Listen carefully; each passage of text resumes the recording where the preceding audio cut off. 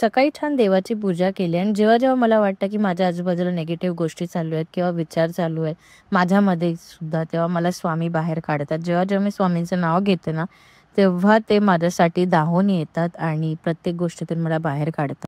तुम्हा सगळ्यांवर पण स्वामींचा आशीर्वाद असाच राहू दे. झाडांना पाणी घातलं, सदाफुलीची फुलं खूप छान आली आणि मग चहा घेतला, चहा नाश्ता केला आणि मग बाकीची कामं आवरत होती. बिग बॉस बघत बघत कामं आवरत. बिग बॉस आहे ना, मी फक्त टाइमपाससाठी बघते. नंतर किचनमध्ये गेली तर या इडल्या होत्या. मग त्यांना फटाफट तुकडे केले आणि मग राई, जिरा, हिंग, कढीपत्ता, मिरचीची फोडणी दिली आणि हळद घातला, थोडासा गरम मसाला, सांबार मसाला होता तो घातला आणि छान परतवलं. थोडंसं पाणी टाकलं मसाले जळू नये म्हणून आणि मग मीठ टाकून हे जे इडल्या कापून घेतल्या त्यात घातल्या आणि कोथिंबीर घालून मस्त एन्जॉय केलं.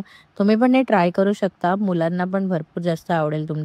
सो हेच माझं जेवण होतं. जेवण झाल्यावर मी फेस पॅक लावला. मसूर डाळ आणि जी हळदीचा पॅक होता ते मिक्स करून लावलेला. छान रिझल्ट आला. थोडासा टॅन झाला होता चेहरा आणि मी आज वॉकला गेली नव्हती, घरी गेली. कारण मिमीला अंघोळ घालायची होती आणि दरवाजा बघा कोणी खोला, मिमीनी, आणि मम्मीनी मस्त कडक आल्याचा चहा केला होता, तो आणून दिला. माहेरचं सुख आहे हे, मम्मी आणून देते. मग ना मिमीची छान चंपी केली ऑइलने आणि ती अंघोळीला यायला नाटक करत होती. मम्मी इथे मला हसवत होती, पण ही मॅडम जी आहे ना ती हलता हलता हलत नव्हती.